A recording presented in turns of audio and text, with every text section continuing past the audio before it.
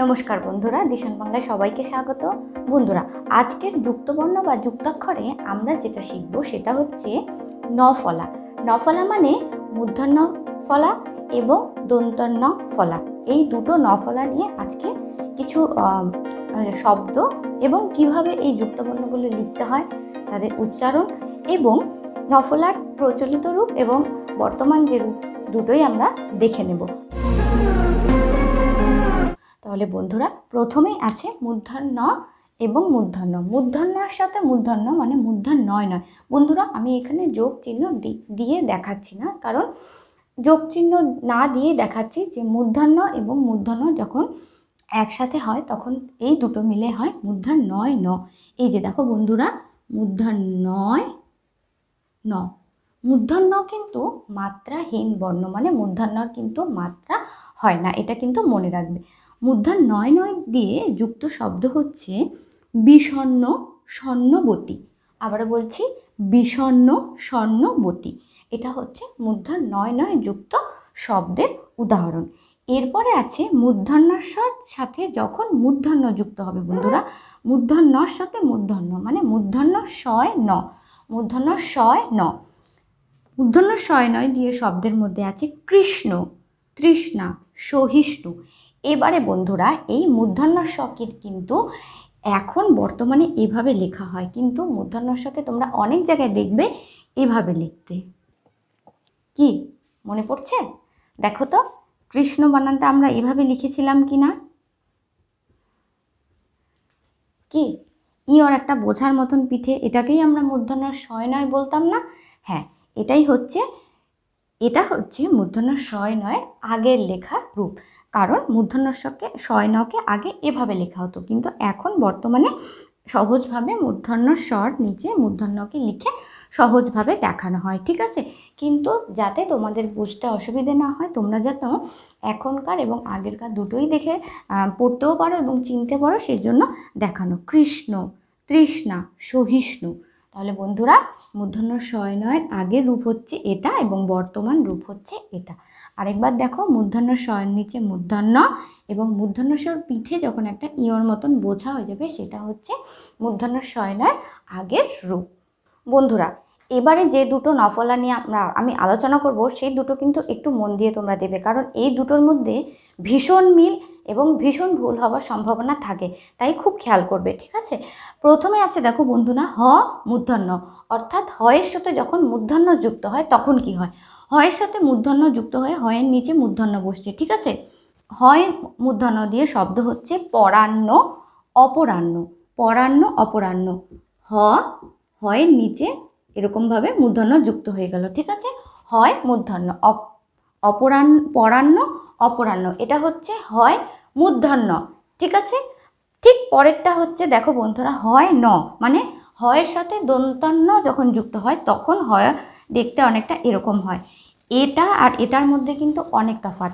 আমরা যখন দেখব হয়ের পিঠে এরকম একটা বোঝার মতন আছে, তখন সেটা পরিষ্কারভাবে বুঝে নেব যে এটা হচ্ছে হয় দন্তান্ন, আর হয় মূর্ধন্য কিন্তু নিচে বসে। হয় ন, আমরা এই হয় নয় রূপটা কিন্তু এটা আগের রূপ আর এখনকার রূপ একই আছে, এটার কোনো পরিবর্তন হয়নি, ঠিক আছে? তাই এই দুটো জিনিস কিন্তু তোমরা একটু খেয়াল রাখবে। হয় ন, হয় মূর্ধন্য। মূর্ধন্যটা হচ্ছে নিচে বসবে, আর দন্তান্নর ক্ষেত্রে শুধুমাত্র দেখো বন্ধুরা, দন্তান্ন গিয়ে এই যে বোঝা হয়ে পিঠের মধ্যে একটা গোল হয়ে যাবে, ঠিক আছে? এটা হচ্ছে হয় দন্তান্ন।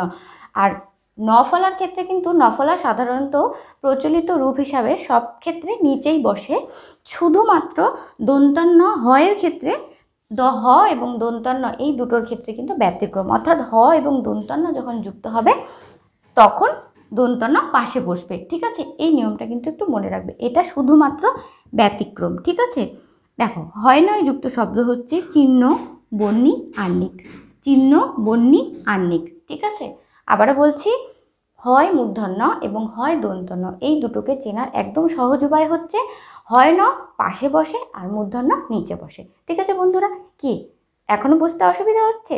যদি বুঝতে অসুবিধা হয় বা কোনো প্রশ্ন থেকে থাকে তাহলে অবশ্যই লিখে জানাও কমেন্টে। আমি চেষ্টা করব সেই সমস্যার সমাধান কমেন্টের মাধ্যমে অথবা পরবর্তী কোনো ভিডিওর মাধ্যমে দেওয়ার। তাহলে বন্ধুরা, চলে যাচ্ছি নফলার আরও কিছু উদাহরণ নিয়ে।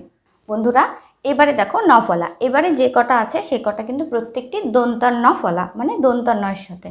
গ দন্তান্ন অর্থাৎ গয় ন, গ ন, গয় ন, ঠিক আছে, গয় ন এভাবে লিখব। গয় নয় যুক্ত শব্দ হচ্ছে ভগ্ন, মগ্ন, অগ্নি। আবারও বলছি, ভগ্ন, মগ্ন, অগ্নি, এগুলো প্রত্যেকটি হচ্ছে গয় ন ফলা যুক্ত শব্দ, গয় ন, ঠিক আছে। এবারে আছে দেখো কি, এবার আছে ঘয় ন, ঘয়ের সাথে ন ফলা দন্তান্ন, মানে ঘ সাথে দন্তান্ন, নিচে দন্তান্ন, ঠিক আছে। এটা হচ্ছে ঘয় ন।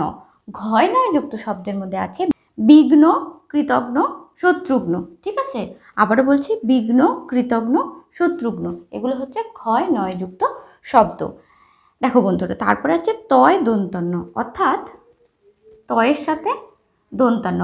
এখানে কিন্তু প্রত্যেকটি দন্তান্নই কিন্তু শব্দের নিচে বসেছে, বর্ণের নিচে বসেছে, ঠিক আছে। তয় দন্তান্ন, তয়ের নিচে দন্তান্ন, তয় ন।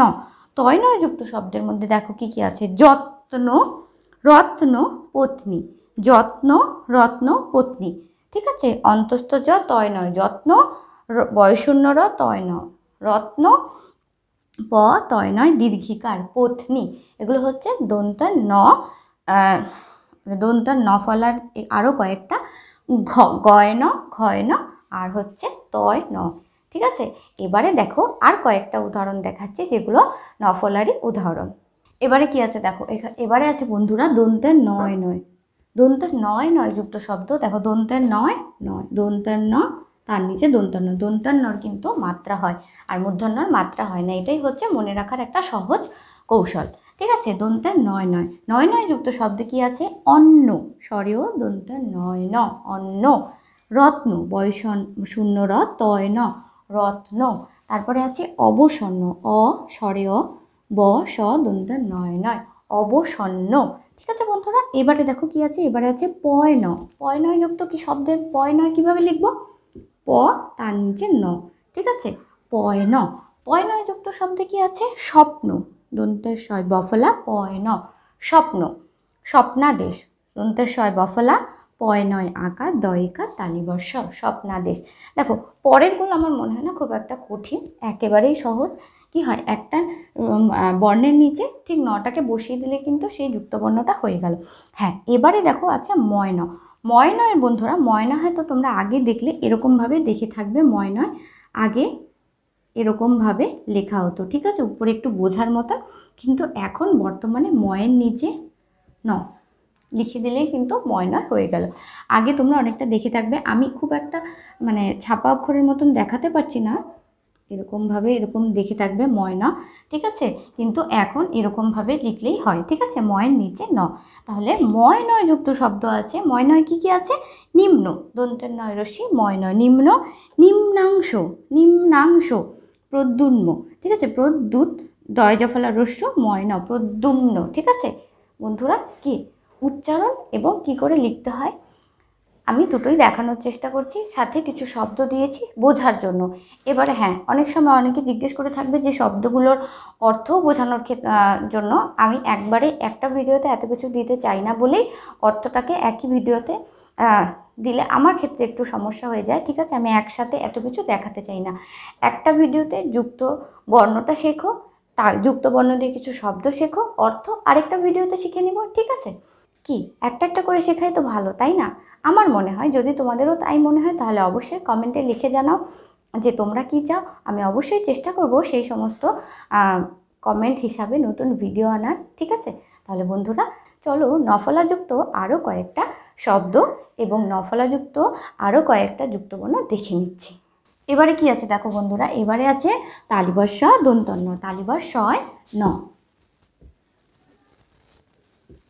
তালিবর্ষয় ন, তালিবর্ষয়ের নিচে দন্তন্য বসিয়ে দিলে তালিবর্ষয় ন হয়ে যাবে, ঠিক আছে। এবারে কি আছে দেখো, হ্যাঁ শব্দ আছে কি, প্রশ্ন, প্রশ্ন আমরা আমাদের খুব দেখা এবং চেনা একটা শব্দ প্রশ্ন, প্রশ্নাতীত, ঠিক আছে, প্রশ্নাতীত। এই ক্ষেত্রে কিন্তু বন্ধুরা তোমাদের একটা সুবিধা হচ্ছে, সেটা হচ্ছে যে আমরা কিন্তু সঠিক বানানো শিখে যাচ্ছি, যে এই যুক্তবর্ণগুলির সাথে সাথে যে কোন যুক্তবর্ণের সাথে কোনটা হলে কোন বানানে কোনটা বসে। অনেক সময় কিন্তু আমাদের একটু ডাউট থাকে, কনফিউশন হয় যে হয় ন হবে না মূর্ধন্য হবে না দন্তন্য হবে কি, তাই তো? সেক্ষেত্রে কিন্তু এই ভিডিওটা যদি দেখো তাহলে কিন্তু বানানের ক্ষেত্রেও অনেক সহজ হয়ে যাবে আমাদের ক্ষেত্রে। হ্যাঁ, এবারে আছে দেখো বন্ধুরা দন্তের শয় ন। দন্তের শয় নয়ের কিন্তু দুটো রূপ, একটা হচ্ছে প্রচলিত রূপ, একটা বর্তমান রূপ। এটা দেখো দন্তের শয় নকে প্রথমে আগে এইভাবে লেখা হতো, ঠিক আছে, অনেকটা এইরকমভাবে। এখন দন্তের শয়ের নিচে ন লিখে দিলেই হয়ে যাবে দন্তের শয় ন। আগে দেখো অনেকে এভাবে দেখে থাকবে যে অনেকটা এরকম, তার নিচে দন্তান্ন দন্তের শয় ন। এটাও দন্তের শয় ন, এটাও দন্তের শয় ন। এটা চিনে রাখো আর এটা মনে রাখো, ঠিক আছে? এটা এখন এভাবেই লিখবে আর এটা চিনে রাখবে যে কোনো বানানে যদি তো এরকম যুক্তবর্ণ দেখে থাকো তাহলে সেটা হচ্ছে দন্তের শয় ন, ঠিক আছে? দন্তের শয় নয় যুক্ত শব্দ হচ্ছে স্নান, দন্তের শয় নয় আকার দন্তন্য স্নান। স্নেহ দন্তের শয় নয় একার হ স্নেহ।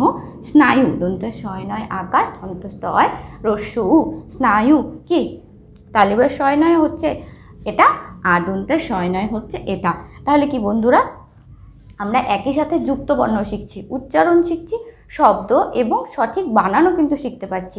একটা ভিডিওতে এই কয়েকটা বিষয় শেখাই কিন্তু আমার মনে হয় যথেষ্ট। তাহলে বন্ধুরা কি ভিডিওটা ভালো লাগলো?